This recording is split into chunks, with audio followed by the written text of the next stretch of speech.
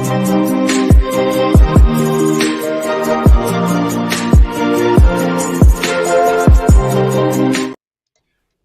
hello, hello, and welcome to another episode of TacoBytes, your daily bite of Degen, episode number 418. Woo! And we have with us Adam Miller, the thriller from my Dow, joining us today. Adam, how are you doing? I'm doing great. How are you? Man, it has been an amazing day, very weird and surreal.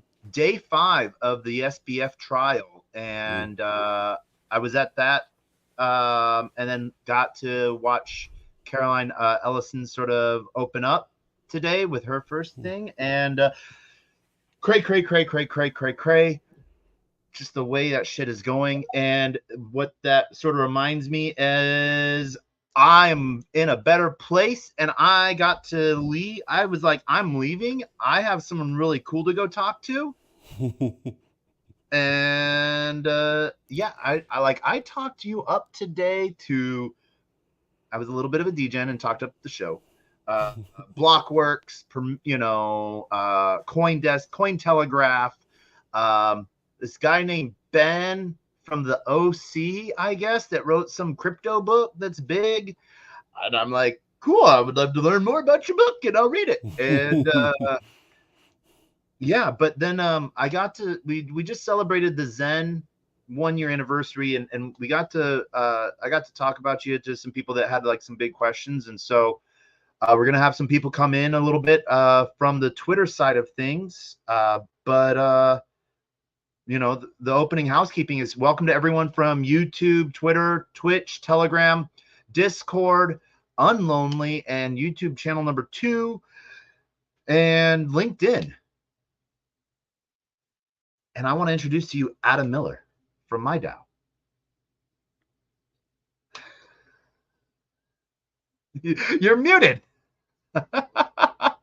It's letting me unmute. It's not. Oh wait, there we go. Can you hear me now? I can hear you now. Oh my god, I'm so sorry. How embarrassing. It wouldn't let me. I got a message saying your mic has been disconnected from your browser or something like that, and it wouldn't let me unmute. So that's the world we live in today. But it's great to be here. And so you're physically at the trial? Is not that right? Anymore. Not anymore. Okay, but not at this moment, but like earlier. Yeah. Yeah. Not even an hour ago, I walked out of the court. Wow. Yeah. Very interesting. Where is that taking place? Unless Southern District of New York. Okay. Yeah. Wow. Very interesting. So it was seeing Sam. I saw him in November of last year on stage. I was pretty close to him, so I got, and then seeing him, that was beginning in November at the LA Blockchain Summit, Draper Goren Holm, their event. And then, the poofy hair is gone.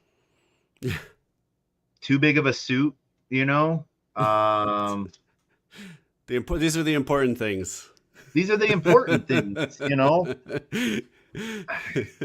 It was, I don't know if it's a show of, I didn't know what I was doing. I was in over my head. Like, I don't even know how to pick out the right suit, compared to like when you hear the turn of events, like, oh yeah, I called attorneys that day. They flew from New York to the Bahamas and had already contacted the SEC, the CTCF, and, the FBI, and they had my passport released the next day. And I'm like, all right, we're throwing that behind us. Yeah. Just Dow it. Just Dow it. Let's talk about Dows. Yeah, man. Okay. So, Adam, how long have you been in Web3 for? Sure. So I have been in Web3 since 2012 as a person. I discovered the Silk Road, which obviously we're not going to go into any details about that. But that's how I discovered Bitcoin. And I actually ended up convincing some friends and family to buy some in 2013. I made some money off of it that I later lost other ways. not just spending it on the Silk Road, but other ways. Keep And this. yeah, but in all seriousness, it wasn't until around 2019, I think, that I bought my first NFT and saw what was happening in DeFi that I really saw the crypto light. 1920, around then, and that's when I became obsessed, like many of us are, with crypto, and started digging into, like, I knew I had to. It feels like I had to devote my life to this thing. Like, my whole life was all about the internet.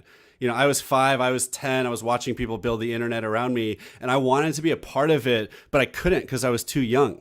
And Yeah. I made PowerPoint presentations when I was 12 about internet companies I wanted to start. It was in like 1997.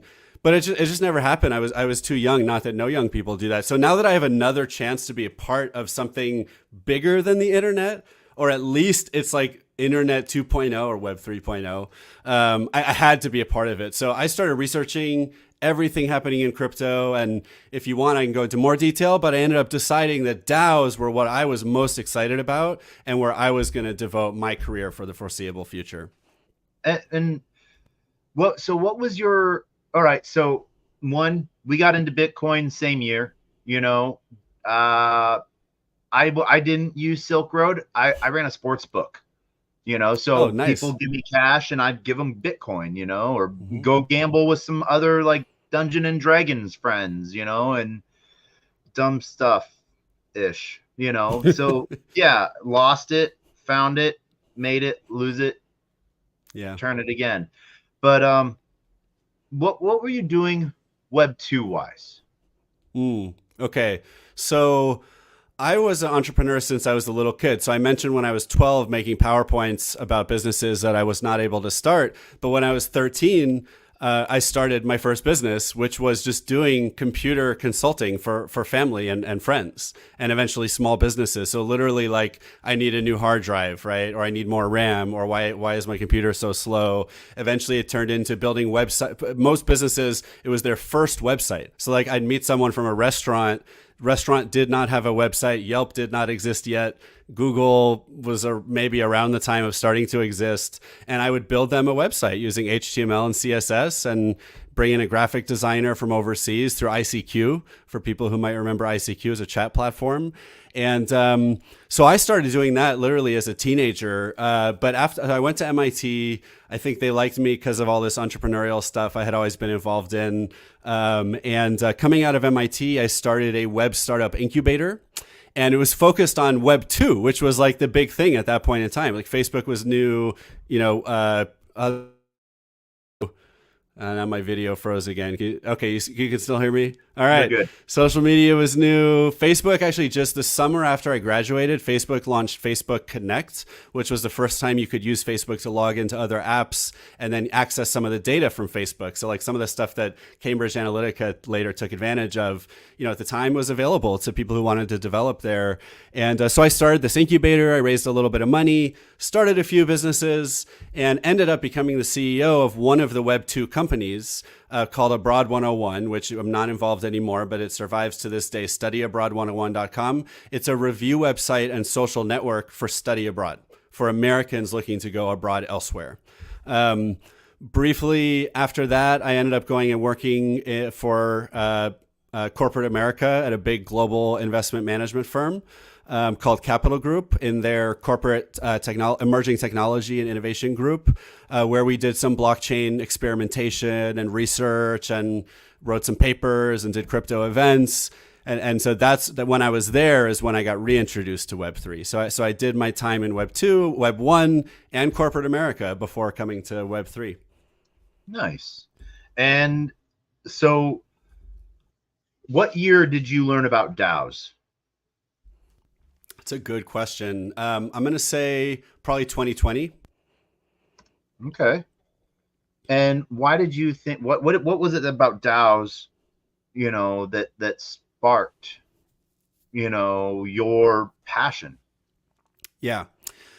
I've always been really interested in how life and humanity, this is going to get a little bit philosophical here, but how life and humanity organizes itself, right? Because to me, you can start with literally the beginning of life, like the first cells and molecules and life forms swimming around at the bottom of the ocean or primordial ooze or whatever, it was really just organizing atoms and chemicals differently, right?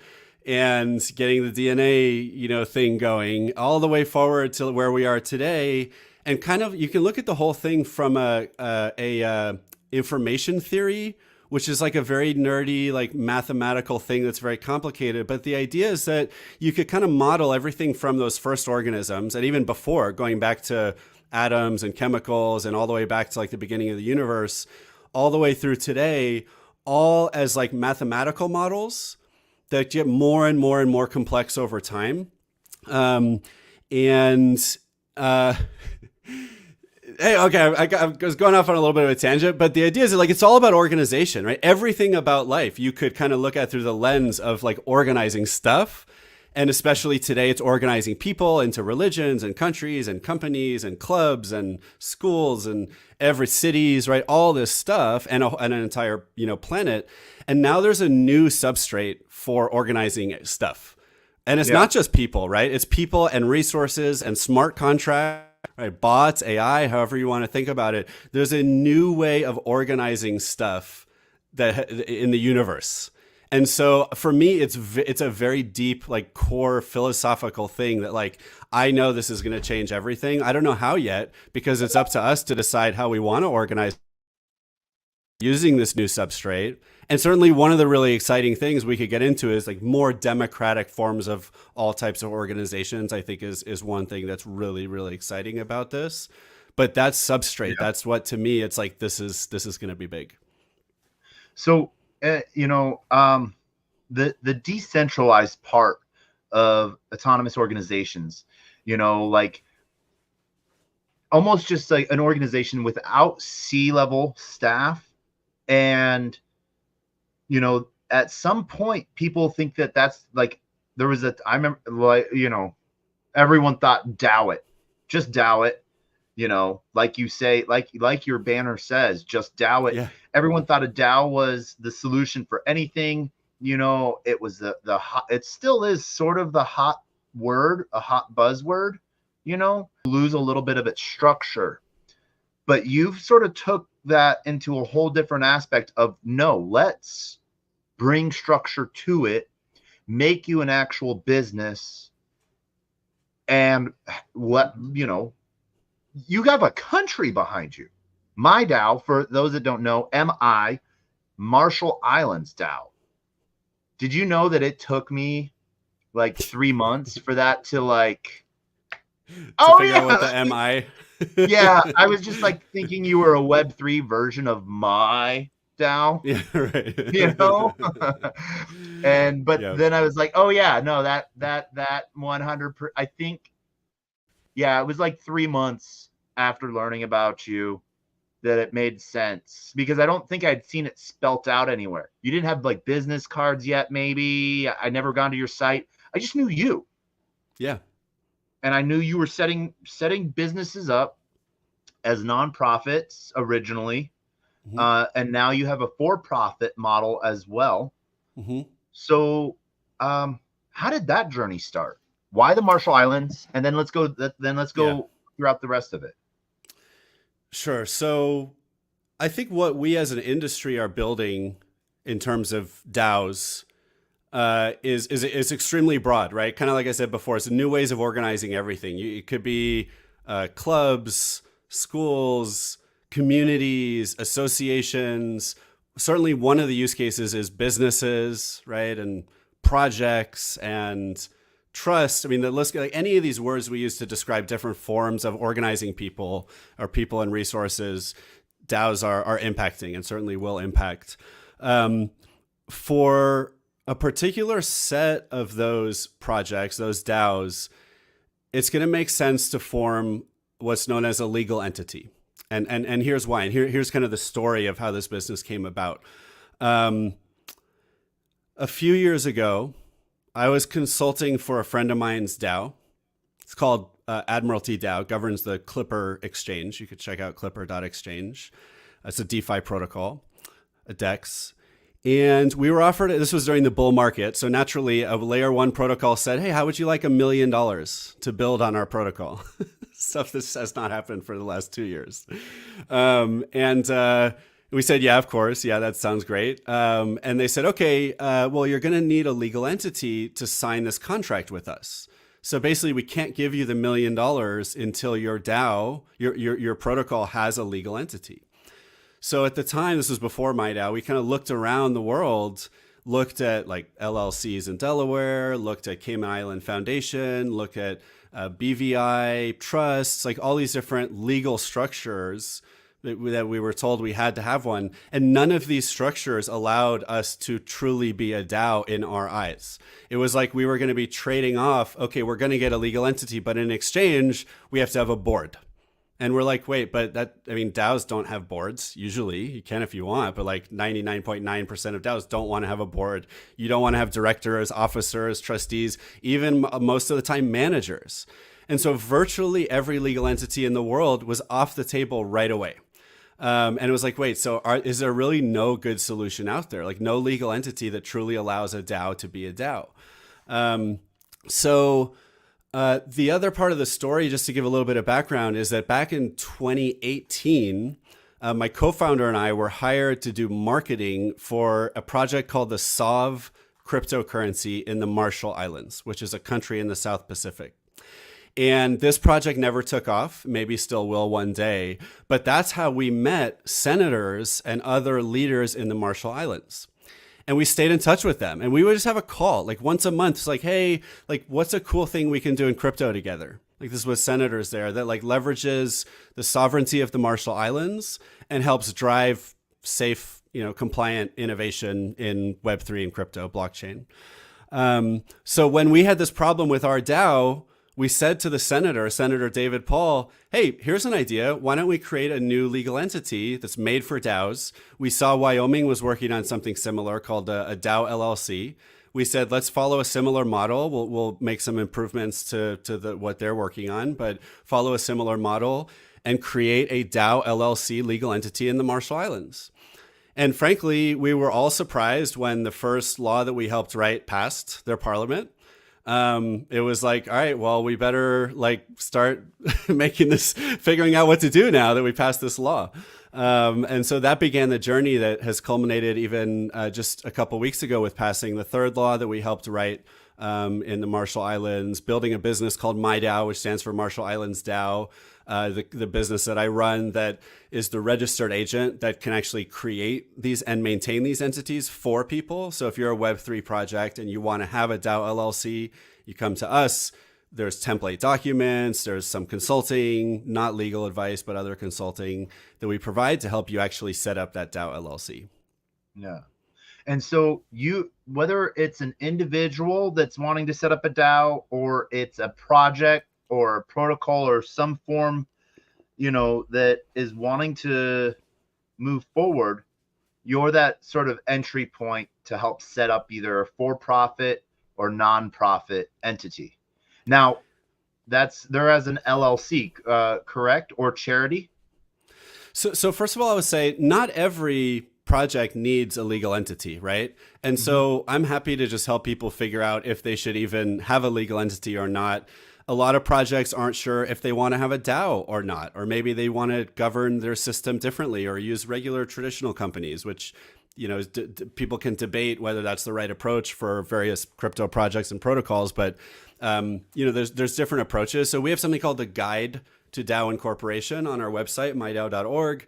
I really try to just lay out here are the reasons why you might consider forming a legal entity. And that, by the way, some of them are really important. So like generally, yes, I do encourage DAOs and Web3 projects to seriously consider forming a legal entity, in particular to protect the members from unlimited liability. And that's just kind of the default treatment that any group of people gets from governments all over the world. If you don't form a legal entity, but you're a group of people engaging in a common enterprise of some kind, and someone sues that common enterprise, like the DAO, right? Maybe one of the people participating or someone from the outside sues you. The governments all over the world will hold the individual members personally responsible for the entire liability that you're found to have in that case. And same with tax liability, there's tax issues. So I really do recommend people do it in most cases, but that's the first thing is we'll help people figure out, do you even need a legal entity or not for your project, and what are the pros and cons? And then the second step is, yes, figuring out like what type of entity, where in the world should we domicile? Does it make sense to do this in Delaware or Wyoming in the United States? Does it make sense to do it in the Cayman Islands for some reason, or the British Virgin Islands? Or is the Marshall Islands really the best option for your project given the nature of your project? And yeah, to your point, Taco, one of the big questions is nonprofit versus for-profit. And so if you're creating a DAO LLC, which is the type of entity we offer, which is a type of LLC, that is like if someone says, are you an LLC? And you're a DAO LLC, you say, yes, we are. But it's kind of like a fork of an LLC. And nonprofit versus for-profit is one of those big questions too. Okay. And, so you take that, you take a holistic approach. It's not, our solution is not right for everyone, but we might be able to point you in the direction that is, rather than just sort of taking, like, we'll take your money and do it. But it might not be the right, Yeah. right. And that's, that's one of those things to where as you look to be a legitimate consultant, almost, not every, the solution that you might have pipeline, you might have perfected, might not be the right thing for everyone. What is sort of the standard that I know not one size fits all, but what is sort of like the good, like some of the check boxes? Yeah. So, and the other thing, by the way, is that we'll connect people with lawyers, right? So we have this network of lawyers and tax advisors and other professional services providers that we can, and we are always introducing people to them, because if someone's trying to figure out whether to use our product or not, they might need legal advice, right? And we can't provide it. So we'll introduce you to a lawyer who can provide it. Yeah. But the checkboxes, so here's what makes the Marshall Islands DAO LLC unique. No one else offers the following set of features. First of all, is the option between, no one offers all of these, right? Some offer some of them. So the first is that choice between nonprofit and for-profit. The second is the ability to have no board, no directors, no trustees, no nominee directors, no independent directors, nothing, none of that stuff, like people who have special power and special liability for the organization.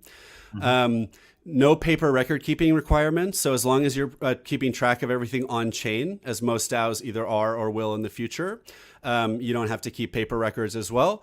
Virtually every member can be totally anonymous. So literally just by holding your governance token, or there's other ways of doing it, but holding your governance token, you're a member of the LLC. You're a member of that company. You get the liability protection. You get whatever rights and responsibilities come along with that. And you don't have to give anyone your name or your physical address. So that's a big one. And maybe the last one I would say from our new law is just a bit of clarity around securities issues. So that's something that comes up a lot with crypto projects is, hey, we're really not trying to have a governance token that's not a security.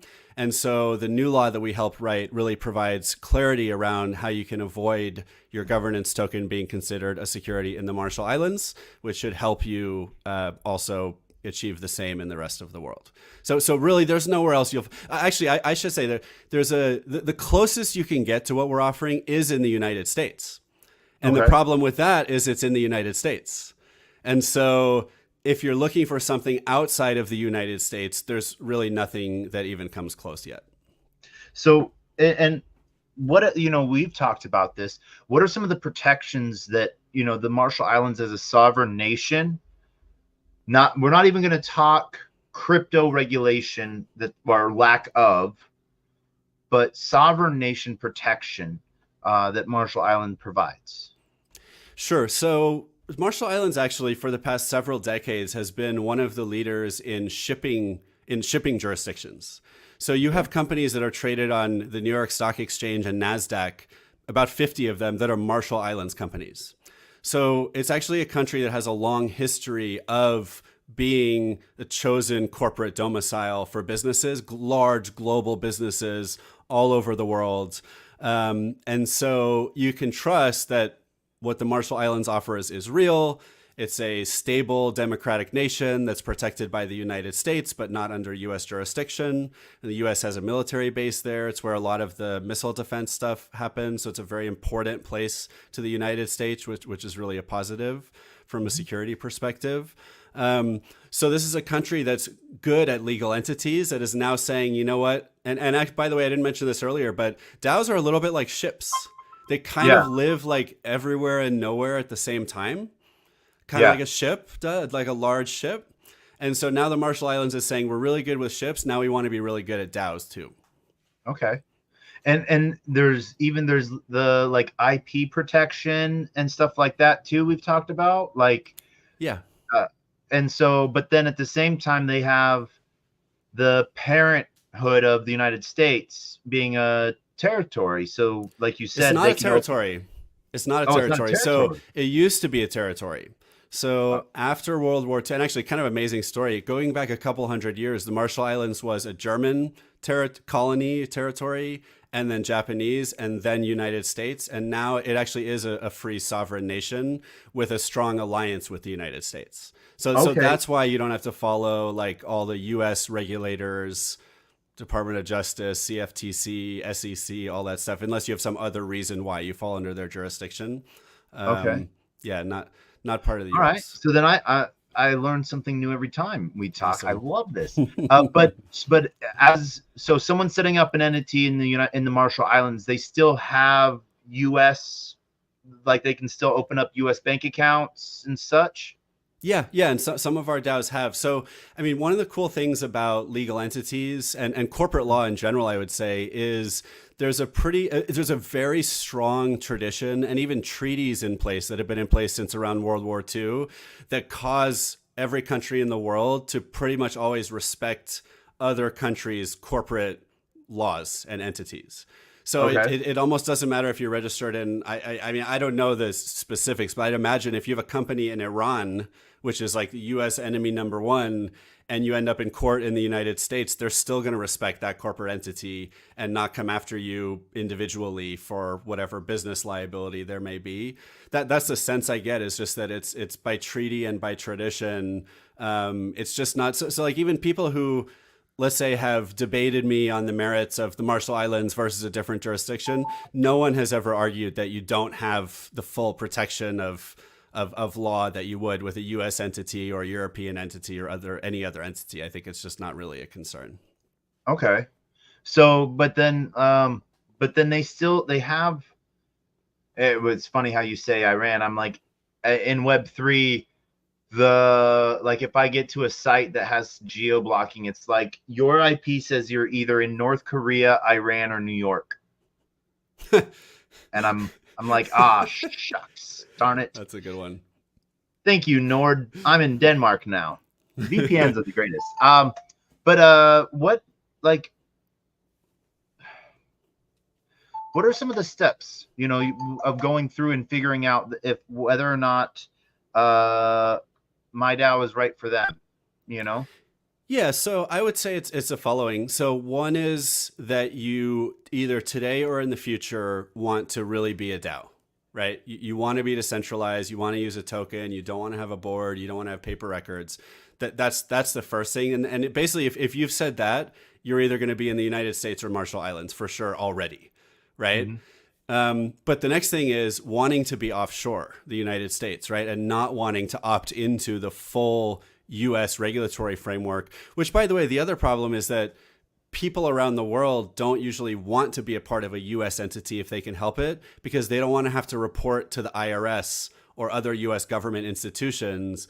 And so, for example, like most venture capital funds have a U.S. entity and a Cayman Islands entity, right? So I think for DAOs, you probably don't want two entities. So you're probably going to want to just have the Marshall Islands entity. But some DAOs are creating a U.S. entity, a Cayman entity, a Marshall Islands entity. But really, I mean, it can be as simple as like, if you really want to be a DAO today or in the future, and you don't want to be in the United States, there's no other option. You're going to want to come to the Marshall Islands.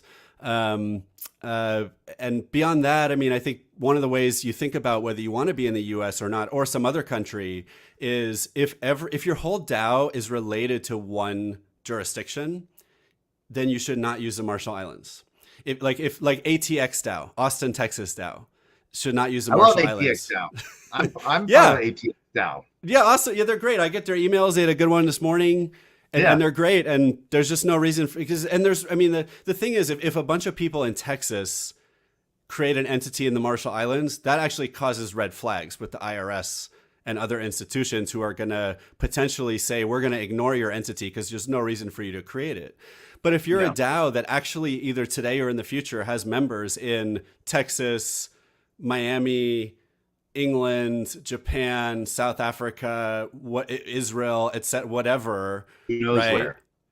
Then you can look, you can choose anywhere, and you're probably going to choose something like the Marshall Islands.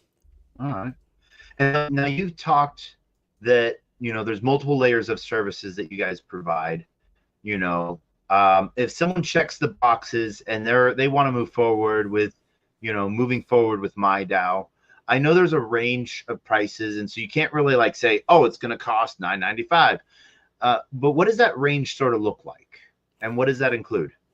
Sure. So it ranges from just under $10,000 down to about $3,000 for your registration, and it's kind of needs based actually. So if you're a startup DAO that has no funding, you're going to come in at the lower end of that range because we know that we can't expect you to pay that full amount, and that's going to include us kind of holding your hand through the process as much as you need, introductions to any lawyers or other service providers, template documents. So there are some documents that you're going to have to submit as part of the process. So we'll provide you templates and help explain how to use them as needed. And then there's a compliance step. So we do KYC. So I know that's kind of a bad word in crypto, but there is a requirement for beneficial owners, which means anyone who has 25% or more governance rights in the DAO or Web3 project has to do KYC. Now, luckily, you're probably thinking, what DAO has people who have over 25% governance rights? Is not very common, but there is a minimum of one person. So you literally just have to have one person or entity, which will eventually have people involved too, that goes through the KYC process. And you're just proving that you're not a proven criminal or money launderer or terrorist, basically. Yeah, or on a sanctions list.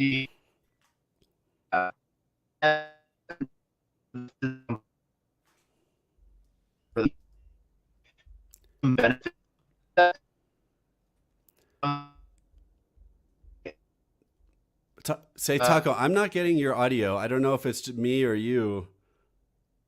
I'm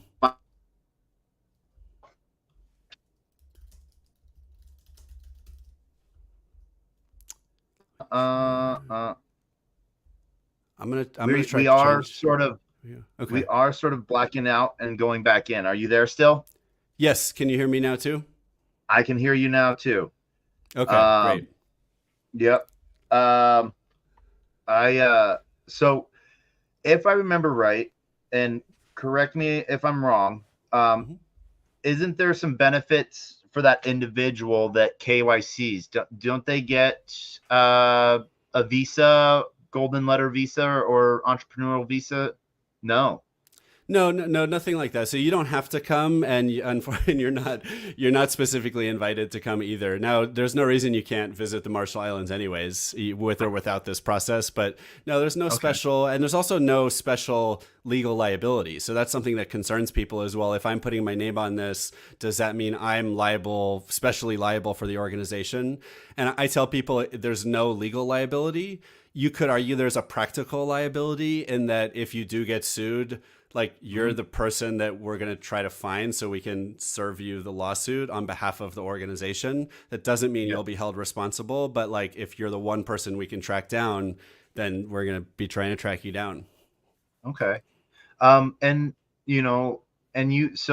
I guess if we're looking at it from the organization standpoint, what are the tax liabilities for profit and non-profit?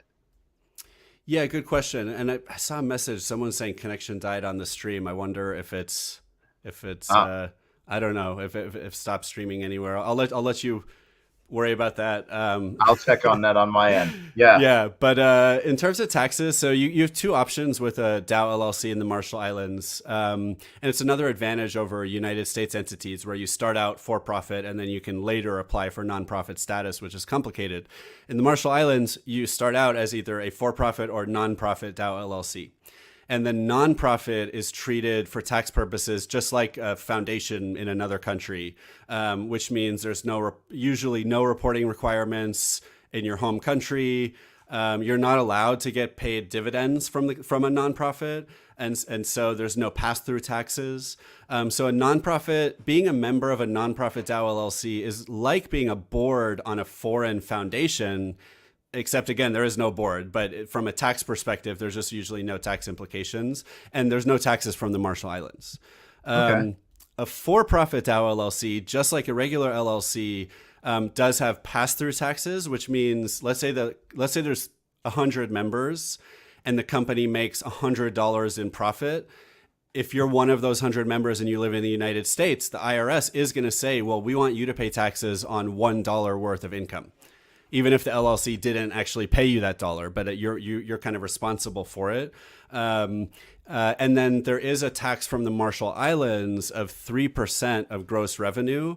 It does not include dividends or capital gains. So we have a fair amount of like VC or venture funds that are looking to set up here. But otherwise, that will apply to revenue. And then you can usually deduct some of that from your pass-through taxes in your home country. So for-profits get a lot more complicated. If for maybe it's obvious, but any organization that can be a nonprofit should be a nonprofit because there's no taxes, right? But if you do need to be a for-profit, it gets a little more complicated. Okay. And what is something that you want people to know about that? Like everyone like almost looks like it as like it's a tax write-off, it's a tax escape, but what is the real piece to it? I mean, I would say most of our clients are not necessarily looking for like a tax haven or like some kind of like very specific like financial loophole or anything. People are coming to us because they just want to be part of the modern global economy. Right, which not every DAO wants to do, and that's fine. You want to be subversive, revolutionary, not totally anonymous, whatever, fine. But if you're a DAO that just wants to be recognized by the global economy, and you want to just pay your taxes if you should owe taxes, and you want to be able to open a bank account or exchange account or sign contracts with other organizations and get liability protection from governments all over the world, most of our clients are looking for those things. And if it's a for-profit enterprise, they don't mind paying 3% revenue taxes. That's a price of admission to being a real company, right? Is that you're paying taxes if you're a for-profit. So surprisingly, I think a lot of our clients, they don't have an issue with it. That's almost like what they want. It's like, we just want to pay our taxes and get the benefits that come along with being a real company, in terms of liability protection. And that's what we're helping them do. All right. And we had, I think the internet trouble was on my end. We ended up dropping the Twitter space for a second. Stream's still going live, but got the Twitter space back up and running. 14.2. So we're running on that. But the video has been streaming live to Twitter the entire time. Thank you, nice. Twitter, awesome. Elon. Do I need to do something on my phone? Because I threw it back there because it was making noise. If you want to join back into it, you can. Yeah. Yeah. There's no way to set the volume all the way to 0, so I was just like, see you later. It's like your phone thinks you're on a phone call and you don't want to ever mute the other person. Right. Yeah. Right. Okay. Am I in it? Wait, you can do broadcasts on Twitter? Oh, sorry, I saved that for another separate conversation. Yeah. All right. I'm here. I'm yours. What do you want to know? Woohoo! I'll forget about my phone. And then what was I gonna say? Man, it like you've sort of we've covered it all. And Adam, it's been like I've known you for a minute, and you travel around. You got what does your team look like nowadays? So it's actually pretty small. So there's two of us in the United States and two in the Marshall Islands that are full time. And then we have a number of part time and advisors and contractors and stuff like that. It's the whole project is still very early stage. Yeah. We're a startup. It's one of the things that like we get people reaching out to us also from like the TradFi world that this just happens to be an entity that they're interested in, even if they hadn't previously thought of themselves as a DAO. It's like maybe we should think of ourselves as a DAO. And from their perspective, I think it can be kind of funny working with us because we're just like we're like a tech startup, right? And we're just trying to do our best. I do customer service, I do sales, I do marketing, I do business development. There's no 24. I mean, I try to be available 24 hours, but there's no 24-hour call center that people can call into. So to some of those TradFi folks, it can be a little funny. But yeah, we're just a little team, and I think come the next bull market, which I surely expect is coming, whether it's in 6 months or 6 years. We just feel the need to like survive till then. And then that's when we'll be able to really grow the business. So we have several DAOs that come in every month. It does help sustain our business. But yeah, so far it's small. Okay. And your presence is seen. Where are you guys going to be next, conference wise? It's a good question because we actually are trying to cut back a little bit, but I can say Jonna, who is partly transitioning off of our team, but she's still a close friend and investor in the company. She's going to be at Athens DAO or DAO Athens, something like that, which I think is coming up. We're looking at the Daoist is doing something in November somewhere in Europe. Maybe we'll be able to go to that. I can say very excitedly, I already signed up for ETH Denver in February, end of February, because that's Okay. as soon as they come out. Because I want, first of all, I want to get like a reasonable hotel room that's like close to the event. Yeah. A reasonable, because I know I'm going. I mean, I think that's where I met you. It was my first crypto conference 2 ETH Denvers ago.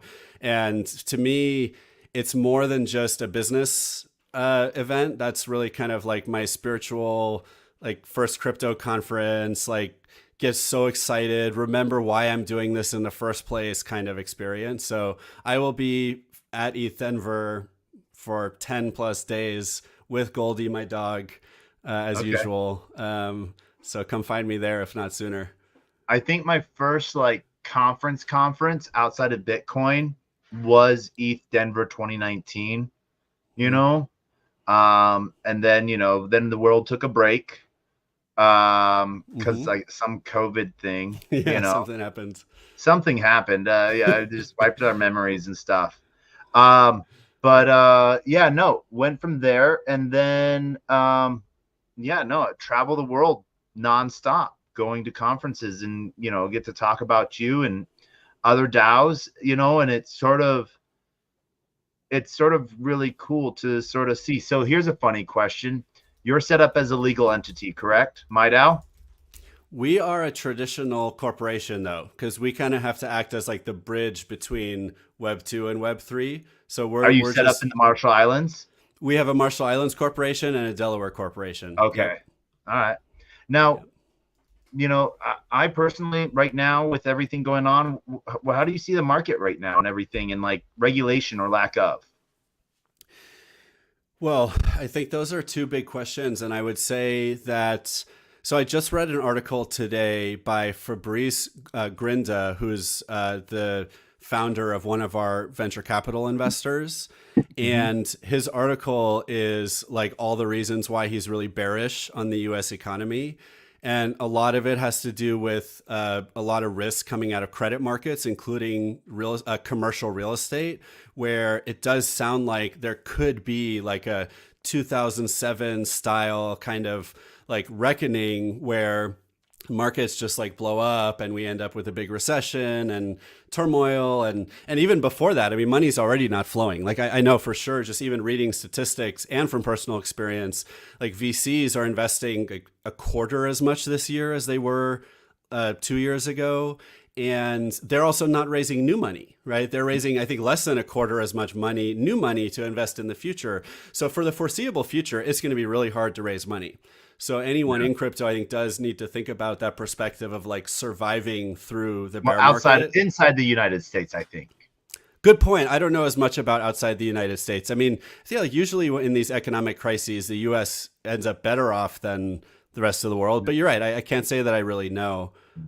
I Um, think what I've noticed is that everyone got so used to writing these big inflated checks, you know, um, that the hardest thing to change were VCs that, you know, they wouldn't get out of bed for less than 5 million. Yet companies like learned how to bootstrap, and they're like, no, we need 50K, right. 100K to get us the next 2 years.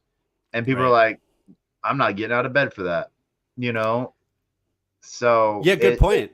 And now they probably are, because it's probably all they can get out of bed for, because they yeah, don't have the option of writing the bigger checks. yeah, Um, there's amazing people like Miko from like Capital, Gummy Crypto, Carl, Six Man Ventures. Like I see these VCs out there, you know, either hitting the pavement themselves or, you know, reaching out to like people like me, like, hey, send me everything that needs a check, hmm. you know?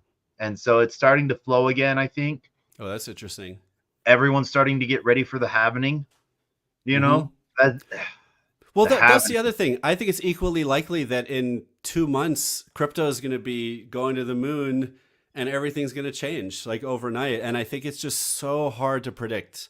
I mean, there's so many things people are building in crypto right now. Like one example is like Web3 social, and like Farcaster, right, is getting ready to do its like full launch.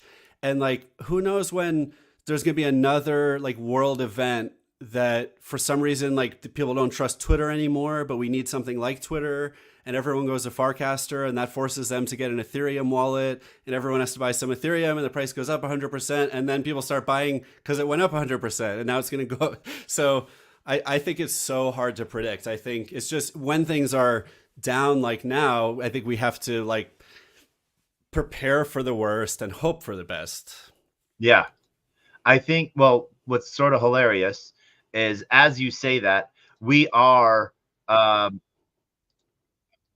oh, shoot, darn it. I was just redoing the new link. We are casting to Farcaster right now.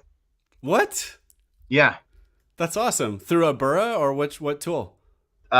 Through StreamYard Oh, okay. and through Wow.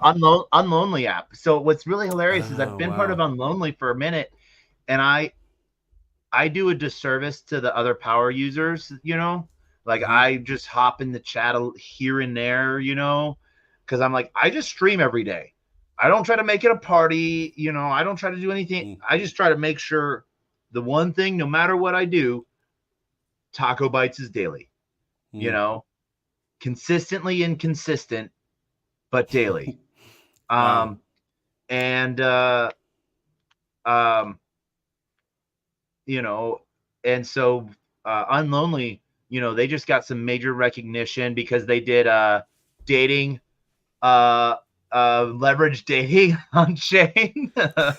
Never be unlonely again, you know, and it was sort of funny like seeing founders and other project leads, you know, they're trying this date off thing and stuff, and I'm traveling around. So Mm, I think SocialFi is taking a big step and big recognition, as we yeah. start to see, you know, one of my favorite ones is Favor, you Okay. know. Question: is there a MyDAO NFT or token? No, not yet.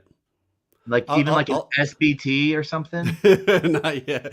No, I know we got to get more creative and start doing something fun like that. If people want some alpha, though, I'll tell you about. So, my co-founder and old friend, Harvard guy, recently launched the token for Admiralty DAO, which is the DAO that governs the Clipper exchange. I'm sure you can find it by going to clipper.exchange or just search Admiral DAO. They launched their token a few weeks ago or a couple months ago. It crashed like 95% on the first day, which I think is the same thing with this like stock that went public that day and on New York Stock Exchange also crashed 95%. And so I started buying it and telling my friends about it because it absolutely could go to zero, right? Like the whole project could fail. But if there's any token that has actual real value behind it, like this is like governing a real project that provides real value, has real liquidity, has volume. So go check out. Jeez. Clipper.exchange. Sale. It's a sale. Yeah, Clipper.exchange, and the token is the sale token, which I think there's already like a fake. So like watch out for which one you buy. But yeah, Yeah. sale No, token. it's well, this is what's great at what I love about Clipper. You know, one, they're on Ethereum. Two, they're on Optimism. They're on Polygon. They're on Arbitrum and even starting to push Mantle mainnet. But they're on my favorite chain, one of my favorite chains, Moonbeam, Mm. because Yeah. Well, my Dex is on Moonbeam. I didn't know that connection because that Moonbeam is the one who offered the grant that caused us to have the idea for MyDAO in the first place, right? Yeah, Yep. I just got to see Derek and some of the team again in Barcelona, at SmartCon. Yeah, it's there's some cool stuff. Mm. Um, I really like what comes out, and so yeah, it's one of those things to where um I just I'm a happy person, when it comes to DAOs. I'm a happy person when it comes to DEXs. Um and it's yeah, I'm just Well, happy. yeah, let me take us then in a really different direction for 1 second, but for some reason it feels really related. So, um, and this is why I'm happy about DAOs and how they can apply to some really terrible situations that humans are in as well. I was in a Burra space, which is like Twitter Spaces for Farcaster yesterday, that I organized to talk about the Israeli-Palestinian issue, right? Mm-hmm. Conflict and issue. And so obviously very serious. And one of the things that someone brought up was that one of the really big challenges in this geopolitical situation is that the Palestinians are not organized, right? Like it's unclear the extent to which Hamas speaks for the Palestinians, right? On one hand, like some would say yes, some would say no, right? I'm not trying to make a value judgment about it either way. But like there's no like organized leader of the Gaza Strip who can speak on everyone's behalf and like negotiate for peace. And so that's one thing that, or for anything for that matter. And one of the reasons for that is that there's no way to hold a vote, right? I mean, Yeah. Hamas will just come through the streets and like gun you down for voting the wrong way. I don't know if there's a good like identity system. I know it's an extremely poor area. So I brought up during this call, I said, wait a second, DAOs, like we're building the tool because I think people do have cell phones there. And I Mm-hmm. know it's hard to get electricity even. It's a very poor area, but like everyone can get a wallet. Everyone can start organizing, hopefully in like DAO like situation to as like maybe this can help in the like most difficult, terrible, one of the most difficult, terrible places on earth. Maybe what we're building with DAOs can actually help people achieve something they've struggled to achieve for 75 years. And wouldn't that be amazing? So I know it's not that simple, and I got pushback was like, look, these people don't even have enough food to eat. How can you talk about DAOs? But I think it really is that really is an example of where what we're building in the DAO space will eventually have an impact. So there's a couple things I want to touch on there. One, you are 100% right on the geopolitical side of things right now. Um, and heart goes to everyone on both sides, that is I hate using the word victim, but the victim of other people's choices, you know, um, and but that's sort of how it is right now. Um, and when you're looking at a geopolitical type of DAO, the biggest issue that you have there is proof of individuality, you know, um, proof of ownership, proof of like you don't have someone in California voting, for or Texas voting for something that, and that comes to like DAOs, it should be anyone supposedly, but then you have very specific DAOs for purposes, and you almost have provenance type votes, um, and there could be solutions, like WorldCoin, Mm-hmm. you know, um, And maybe I'll throw another idea out there, which is a little more just about like economic incentives and a little bit less of pure DAO. But let's say someone donated $1 billion to a DAO that's controlled by half Palestinians and half Israelis. mm-hmm. And the rule of the DAO was nothing passes unless you have 75% of votes in favor, right? With some quorum. Yeah. That's a strong economic incentive for those people who would normally, I'm guessing, have a lot of trouble agreeing about anything, to find something to agree about that actually might push in the direction of peace, right? Yeah. So it's very pie in the sky, but I think there's something there. Yeah. No, there definitely is. Yeah. No, and it's not, I will be honest, that's not a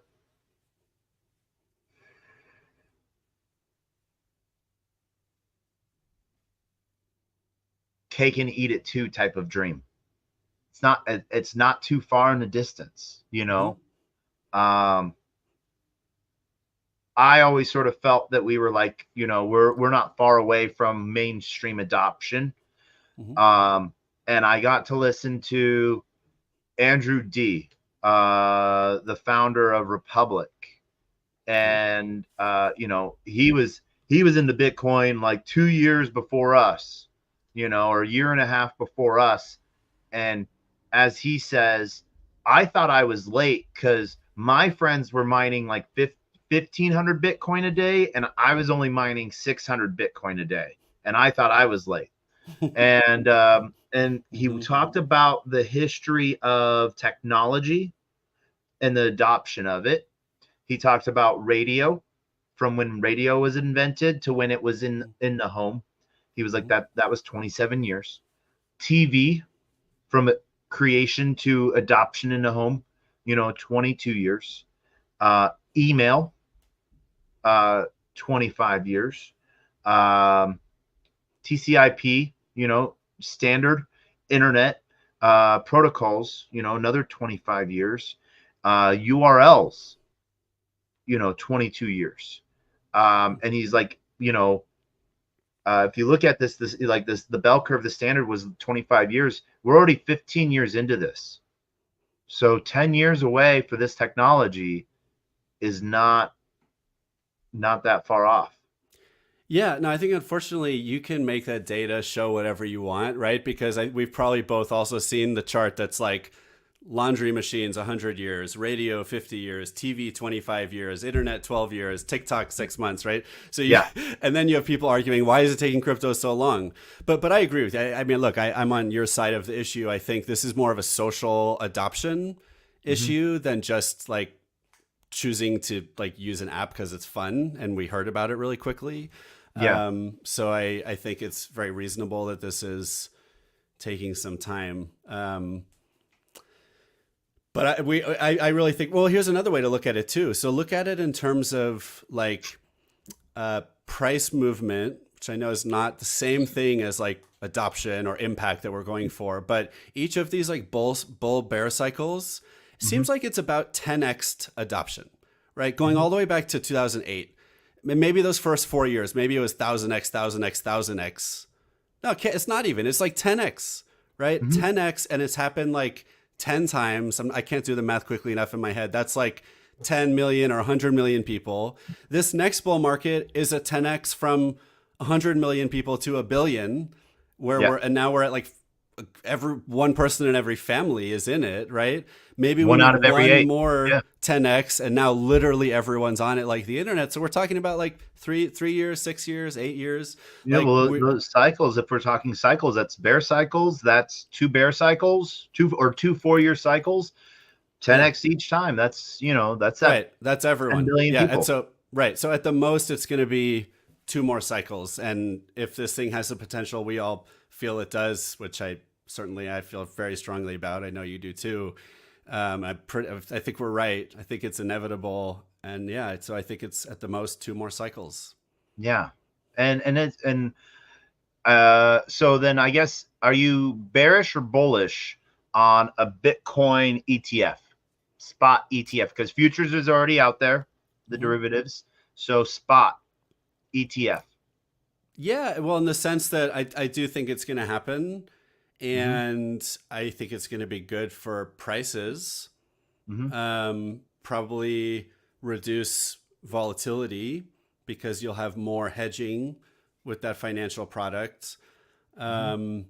So I guess the one thing in the back of my mind is, and I'm not as up to speed on this, but I think people do have these arguments for like, aren't we supposed to be replacing the traditional financial system, not just being another thing in it? I don't Yeah. think it's definitely not either or, but I do wonder if there is something to that line of thinking. Yeah. Um, but yeah, I'm bullish on it. I think that's going to be a big, let's go back to 2012, 2013. I had a price target. I kid you not, of Bitcoin of $10,000 from the beginning. And here's how I came up with that. I said, I think everyone on earth on average is going to want to have $100 worth of Bitcoin. And if you multiply $100 times 10 billion people, that's about a trillion market cap, right? So I don't remember if I was maybe up or down by like 50%, but I pretty much said, yeah, everyone's going to want $100 and maybe not more, especially considering a lot of people don't even have $100. Mm-hmm. But what I failed to see until just a few years ago was that a lot of the money of the world is not held by people, Yeah. right? It lives in the financial markets. It lives in institutions, in companies, in all kinds of different vehicles. So as a result, I think that's where we get the next 10x and maybe up to 100x and maybe not much more. We'll see. But I think that comes from institutional adoption. And I Mm-hmm. think institutional adoption will happen much more easily because of ETFs. Yeah. For me, I think the best thing about ETFs, I am bullish on them for the aspect that it will take a lot of stigma off of it. Mm-hmm. Um, if mom and pop can be like, oh, my JP Morgan guy says I should put 2% of my portfolio in Bitcoin, it Mm-hmm. must not be this horrible thing that Yeah. is, being talked about anymore. So yeah, let's do it. And so then it will Yeah. become, more of a mainstream talk piece, and it will lose a lot of the stigma. And if it loses a lot of the stigma, then you get market sentiment, and out of 10,000 people, they're like, oh, wait, I can do this on a market and not actually own it, or I can own it myself. If 10%, that's out of every 10,000 people, that's another 1,000 people that go and get their first Coinbase account and have their first Yeah. $10 of Bitcoin, you Mm-hmm. know. But I did a stupid thing, fun thing, I think, Thursday. I was in Okay. Barcelona. All Okay. right. Spent about 3 hours on the boardwalk outside the Barcelona casino, walking up and down the beach, um, and trying to give away Bitcoin. Okay. I got made out of 100 people that I talked to, 10 people maybe talked to me, and only like 8 people like took information from me, like, phone shots or whatever. And like I think it was only 5 people let me give them Bitcoin. Wow. Like took the, like, I helped them download like the user app so they could learn, and it pays them in Bitcoin to learn, and then download the wallet of Mm-hmm. Satoshi, give them 200 sats for that. And then I gave them 25 of my sats, just for doing that. And I'm like, yeah. Mm-hmm. And it was one of those really weird, like, you've seen those social experiments, back from like, Mm-hmm. would you want $100 or one Bitcoin? And everyone's like, I want $100. Yeah. And then someone like took the $100 and they're like, oh, by the way, what does Bitcoin trade? Like, how much can I get for a Bitcoin? And they're like, oh, you could get it $20,000. And like, that's not real. And you're like, okay. Yeah. Yeah. I just, yeah. That sounds a lot like a lot of TikTok videos. I don't watch TikTok all the time, but it's very entertaining. And a lot of them is like somewhat like the camera's like following around someone who's like interacting with people in public, right? Do you do that as videos or? I've done those as videos when I on actually like onboard people into something, you know. I'll Mhm. sometimes do a video, but I wasn't really doing a video or anything. I didn't have a camera crew, you know. I'm Hmm. not cool like that, you know. I don't got a camera crew. Um, I bet you you will know, next bull market. yeah, who knows? I don't, maybe not. Probably not. No one wants to follow this around. Um, as I like to say, my life is crypto, cigars, and caffeine. If you're Nice. influenced by me, prepare to be wrecked. You know. Nice. Um, but it's how quickly like I one guy's like, oh, I work for a bank. I think it's illegal for me to touch that. Wow. You know, Hmm. and that stigma, I think, through financial instruments will Yeah.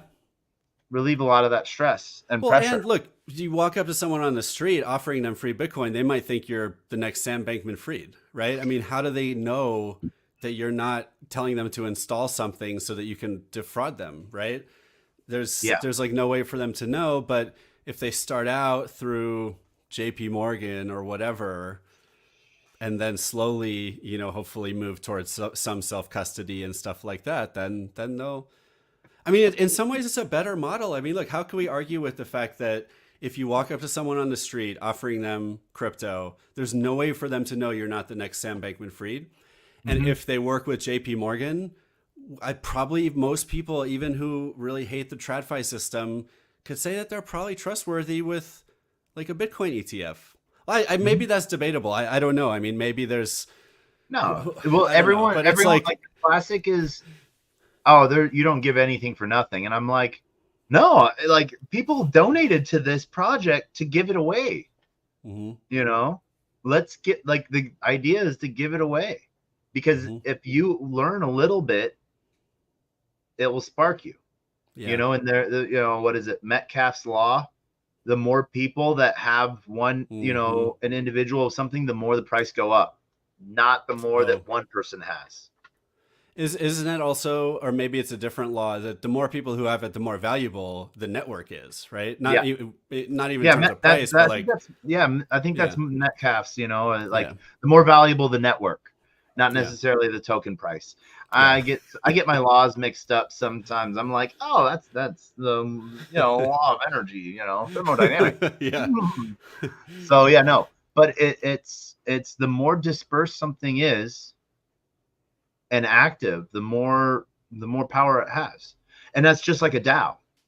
yeah. You know, the more dispersed, the more active it is, and we see a lot of cool projects that work to incentivize DAO participation. hmm You know, I want to do, you know, I don't know what your thoughts are, but I want to shout out to Thrive Coin that's working with like Optimism DAOs, you know, retroactive funding, Arbitrum, ApeCoin. You know, for participation in these DAOs, you get rewarded. hmm You know, because these DAOs, they don't want one person to have the entire say. right. They want, and like you said, you have one, if you have one coin, you have one vote. hmm You have two coins, you have two votes, you know? it gets so complicated in terms of like governance systems, right? I mean, every DAO really is different, and not every DAO probably is going to want to incentivize people to participate. And if you do, there's really nuanced choices you have to make about how to do that. Um, but yeah, but certainly it's one of the models that's really interesting. Yeah. I tend to fall more on the side in a lot of use cases, a lot of DAOs. It's okay if most people don't want to participate. And I think there's something kind of like natural. It's kind of like if there's a room full of people and you're like, okay, everyone decide where we're going for lunch, right? You don't necessarily always need to have don't have to organize the whole room and do one person, one vote. There's probably a group of people like that runs over to like one corner. It's like, we're the people who care a lot about restaurants. We're the foodies. Let us decide. Everyone's like, okay, that's fine. you know? Yeah. And so I think a lot of the time, like, let the people who care the most or have the most at stake vote most of the time. And that might be 1% of the DAO, as long as everyone has their power for when they need it, which is to say, if someone proposes like draining the treasury, then one of those 1% can like sound the alarm and tell everyone else to vote no on this thing. And then everyone will come out and actually vote. So Yeah. I think a lot of the Well, time that's okay. one of the most controversial DAO votes lately that passed, in my opinion, maybe you might know of a different DAO vote, but was the Nouns DAO fork. Hmm. Yeah, really Um, interesting one. and you have mini nouns, and you have um, you know, a very interesting take on what's going on. Um, If anyone in the audience is looking to learn more about DAOs or join one, check out the Nouns ecosystem, yeah, because it's a very interesting and compelling and I think easy to get started way to get involved with DAOs. Go to nouns.build, yep, which is where Nouns built a Nouns DAO builder, and hundreds, if not thousands, of people have launched DAOs based on that model about all kinds of different topics, was music, art, whatever. So yep. go check that. Yeah, that's a really interesting one. Do you have a sophisticated view on what you think was the right outcome of this splitting situation, or? The hard thing is people wanted to be able to rage quit. I think I think it took away from from that aspect. That I think that there could have been a way to vote it in without forking. You know, um, that was sort of the outcome that a few was then able to push through to the many, or not even the many. It was like a 25% for approval for happening or something like that. It was a very low and interesting period, and so the nouns take a very systematic approach. One new member a week, one new noun a week. And so there's only like 300 some odd members. But they've taken approaches to where, like, I know one nouns member um, fractionalize their noun to where it doesn't get a vote, but you can have a say by going through their, like, it's like vote.nouns or something like that. And you can put a message, your opinion on chain for a noun's vote. Um, but then you see some of the behemoths like ENS, Ethereum Naming Service, which I think takes a really good standard approach of DAO formation and structure. And then you have almost fractured, um, but everyone trying to do their own good thing, like ApeCoin DAO. And then you have, others that are like, Optimism, or even Collabland. If you have ever used Collabland in any Telegram group or any Discord, you can go and claim Collabland governance tokens and vote in Collabland DAO. Um, I'm, so, the DAOs I'm part of and that I'm actively a part of, everything from like 1inch to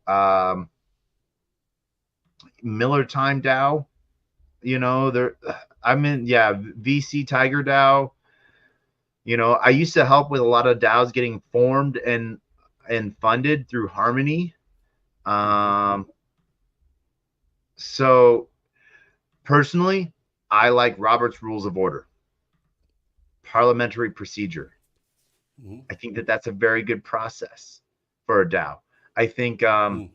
you named nouns.build as a building tool, and we've seen Algorand provide really good DAO toolings. I think Upstream as well is a really good, just like, let's make a community, let's make a DAO. And, then we've seen Unit really take off with tokenization on the city level. There's just, you can go through them. I think the one that should stay away from DAOs are game companies. Really? Yeah. I know a lot of the gaming community is very vocal about not wanting real economies in game, if that's a fair way to summarize it. Why do you think they should stay away? Just because there are people currently are not fans of that, or is it more of a deeper reason? Well, like if a game is building, if a game is building a game, or if a studio is building a game, and the next feature is voted on by like everyone, you'll never stop adding features. Okay, so this does go deeper than just economic ownership of in-game items. It's really more like, can a direct democracy build a roadmap? Yeah, and it come to completion. I think companies, or there should be strong headwind to create and generate a mission and a roadmap, and then how that's accomplished can be done via DAO. Yeah. Yeah, well, right, good point. Or I would say progressive decentralization, which sometimes people use as like a trick, like DAO name only, or we're like pretending to be decentralized. But in other cases, yeah, like there's a founding group of people that are very aligned. Maybe they're doing all the work or bringing all the money, like build the game. But then once you have millions of users investing like dozens of hours of their life, maybe that's when you turn it over to be governed by the community and let people vote on any change. Or a community liaison. Community dev liaison, DAO. Yeah. Take the will of the people and pass it up. This is what we would like to see. Well, that's not a DAO though, right? I mean, maybe you could, I mean, that just sounds like that's a traditional corporate model, isn't it? Like companies are always willing to ask the community what they think. Maybe not always, but like you can without. I guess having a say or a seat like that vote would turn into a formal say, because especially with Web 2 companies that are like really entrenched already in the Web 2 world, it's very hard for them to do that, especially with no clear regulatory guidance. And they're afraid now with Gary Gensler saying, Pokemon cards could be considered, on-chain Pokemon cards could be considered a security. It's the technology, not the item. And so until we have clear regulatory guidance, I think it's going to be an issue. Well, good point. And even if it's just about that, the people who have power today over some system, it's not very likely they're all going to just give away all the power to the community, like across the board. But to your point, maybe one board seat is controlled by the customers through a DAO or something. Yeah, that would be a good piece of that, I think. Man, Adam, we have been going for a minute. I have enjoyed all of this, but I want to be respectful of your time and your puppy's time. Thank you. What closing statements? The floor is yours. I'm actually going to mute myself. Okay. So you can say whatever you want to say. All right. Closing statements. First of all, if you're a lawyer or any kind of like professional in the space, please reach out to learn about our legal entity in the Marshall Islands and implications for your clients. We also like to introduce our prospects and clients to lawyers that are really good at stuff that they need. So we have this partner network where we can bring you clients. So come reach out to us about that. If you're a DAO, if you're a person thinking about, do I need a legal entity? Do I maybe want to pick the best jurisdiction in the world and I want to learn about the Marshall Islands? Track us down. It's MIDAO, MIDAO.org, or MIDAO DS on Twitter. It's MIDAO on Farcaster. I'm the Thriller on Farcaster, or 0x Thriller on Twitter or X. And thank you, Taco. It has been really, really fun. This has been amazing. And I totally forgot to follow you on Farcaster, so I just gave you a follow Oh, sweet. on Farcaster. And my podcast. Check out my podcast. I forgot to mention it. Just Dow It. It's the podcast for people starting DAOs. The guests are always people who have a lot of experience starting DAOs and or leading them, and sharing advice and tips and recent DAO news as well. So check out Just Dow It on any platform. Yeah. And if you need, if you ever have any questions and you didn't catch any of this, or you didn't see any of the banners or anything like that on any of our names, reach out to me. I will connect you directly to Adam via Telegram, and he'll bring in his team and drop all of that information in there. I do this all the time, and yeah, and it's fun, you know, getting to talk about people. One of the things that I love about you, Adam, is that you bring legitimacy to that side. It's not just a DAO in name. Yeah, you know. Thank you. I appreciate that. Yeah. And I think that as you know, people take it a more serious turn to it, this is one of those next steps. So, follow Adam 0x Thriller on Twitter. MiDAO DS MIDAO DS on Twitter, or MADAO.org. MIDAO. What did I say? I think MA. Oh, MIDAO.org. MiDAO.org.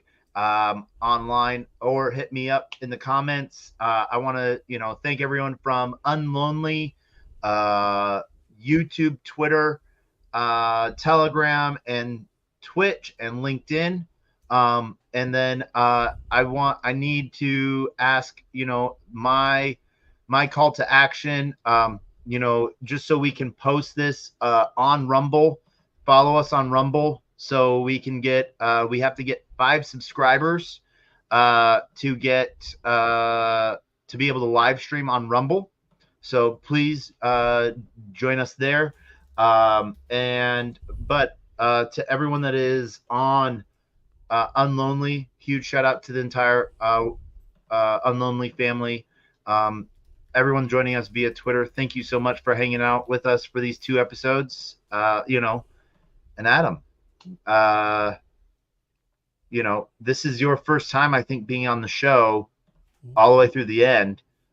So final thoughts and words of wisdom, 10 seconds, go. DAOs will be treated a certain way by the law unless you choose to decide how your DAO should be treated. And that's what forming a legal entity does. It tells the government, here's who we are, here's how to treat us, and here's why we deserve protection from unlimited liability. So please consider incorporating your DAO. All right. That is a good call to action there, and good sort of final thought. As always, I end every episode with the same thoughts and words of wisdom. A closed mouth cannot be fed, and you cannot feed a closed mouth.